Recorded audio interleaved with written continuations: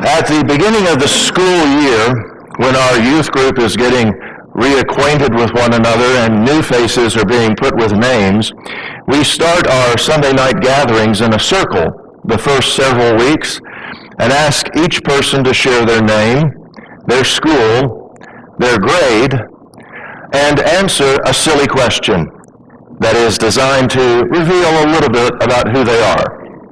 My favorite is, if you could have any superpower, which one would it be? Without fail, at least one, and usually several of those teenagers reply, invisibility. For a group of adolescents, that's not very surprising. But what may surprise you is that invisibility has been a human obsession for thousands of years. Consider Plato and his dialogues, which predate the New Testament by several centuries. Summoning the legend of the ring of Gyges, which made its wearer invisible, Plato wondered if the possessor of such a ring would act morally. After all, if you're invisible, you could eavesdrop on conversations and steal things completely undetected. And when harm came near, simply disappear and escape. It's an unimaginable power, and I want it. For Plato, though, it was just a thought exercise about whether human beings were moral out of fear of being punished, or rather had an innate and inviolable sense of right and wrong that would function even when the threat of punishment was removed. More recently, invisibility has featured in many of our popular books and movies, have you noticed? One of the superpowers of the comic book heroine Sue Richards of the Fantastic Four is invisibility. The Ring of Sauron in Tolkien's masterpiece, The Lord of the Rings, enables the wearer to become invisible. In Star Trek, Klingon warships can engage a cloaking device that makes them undetectable, and Harry Potter received a magical invisibility cloak as a gift that helped him out on his adventures. It's a nifty little plot trick, invisibility, and we keep coming back to it because the idea fascinates and delights us. Perhaps because at some point all of us have wanted to be invisible out of the embarrassment of our insecurities, or the desire to do some mischief and make sure we get away with it, or the simple desire to have some solitude. However, invisibility does not dwell just in the realm of fiction and fantasy. Most astrophysicists now believe that approximately 85% of all the matter in the universe is dark matter, so named because we cannot see it, nor can we detect it with any of the telescopes or other instruments we have devised to amplify our senses. At present, the idea of dark matter is just that. It's an idea, a theory, but is one of only a few theories that make mathematical sense of the universe we live in. So there's something out there without which the universe as we know it might not exist, and we cannot see it. That's a little disturbing. But what's more, under laboratory conditions, scientists have actually managed to make very small things briefly disappear from view. Perhaps the vanishing car James Bond drove in Die Another Day will be coming to a showroom near you soon. Of course, in all of these examples, we believe it's there, even if we can't see it. Moviegoers know that the Klingon bird of prey hovers nearby. Even if Captain Kirk doesn't know where it is yet, he'll find out as soon as they power up their weapon systems. Readers of Harry Potter know that he will emerge from that cloak of invisibility and be seen. And this dark matter business, which on the surface seems a bit ludicrous, is taken very seriously by some of the smartest people on our planet.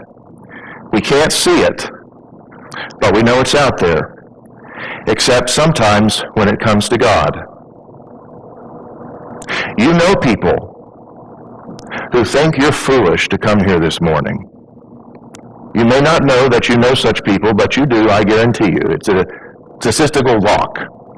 There are people who think that we're silly to gather in this way, to worship a God that we cannot see. They think perhaps we are unintelligent or weak and need the crutch of religion to help us along. Richard Dawkins is a big proponent of that idea, and his books make excellent kindling.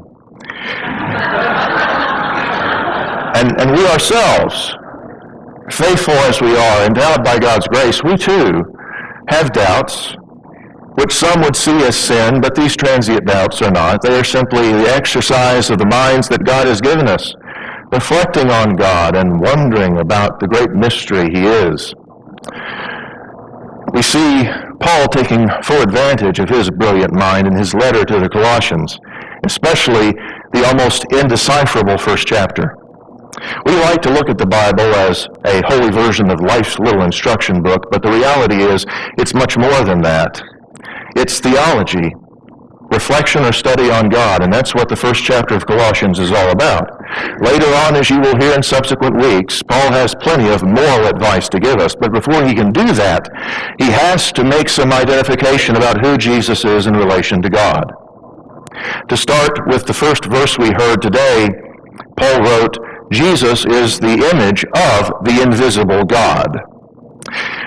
That always makes me chuckle when I hear or read that, because think about it. Jesus is the image of the invisible God. So doesn't that mean that Jesus was invisible? But if the Gospels are to be believed, thousands of people saw Jesus and heard him, touched him, felt him, and yes, even smelled him. In fact, of all the amazing things that Jesus did, he only disappeared once, just once.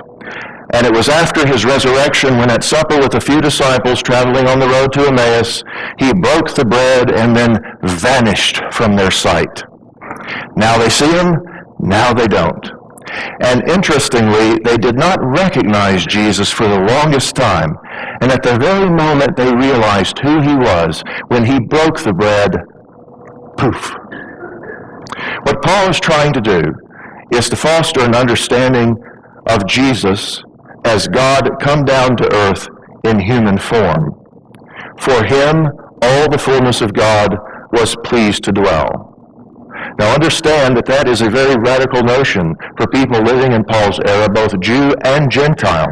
The idea that God could be seen, whether you worship Yahweh or Apollo, or the fact that God would so denigrate himself as to come down in human form. This was likely very offensive to many people who heard or read it. But Paul was trying to demonstrate that the physical absence of Jesus, who had ascended into heaven, was not evidence of his unreality. And he goes on to tell us of how Jesus dwelled with God before creation. For in him, in Jesus, all things in heaven and earth were created, visible and invisible, like air and dark matter.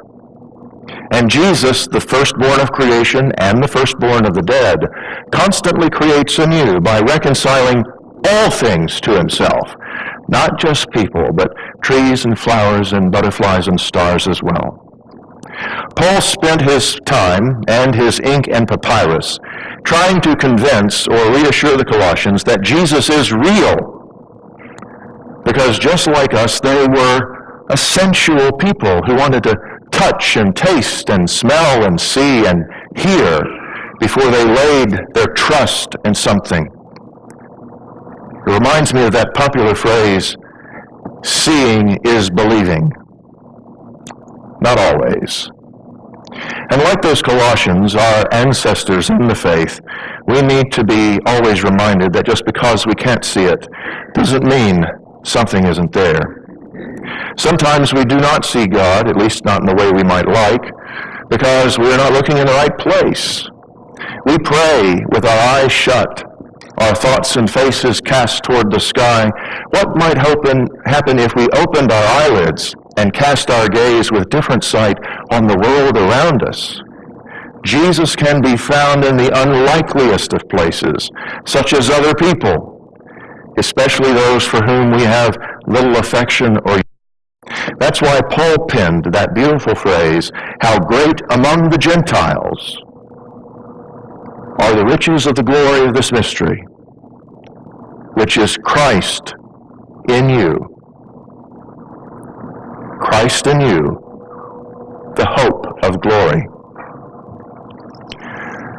But sometimes, no matter how hard or no matter where we look, we do not see God or feel him or sense him in any other way, despite how desperate we might be. The dark night of the soul, St. John of the Cross called it. But even then, when the invisible is evidently also completely absent, it is for a purpose, though it often escapes us as to why. It is a mystery from which we can grow, though, in faith and character. We can gain greater wisdom and appreciation for the presence of God, greater patience, without ever penetrating to the heart of the mystery of why. Yet even in those terrifying and difficult passages of life, we recall a belief, challenged if undefeated in our hearts, of a God who is always nearby, ready to cast aside invisibility through both the simple and the sublime of this world, a God who whispers, "It is I, who will not abandon you in the dark of the storm.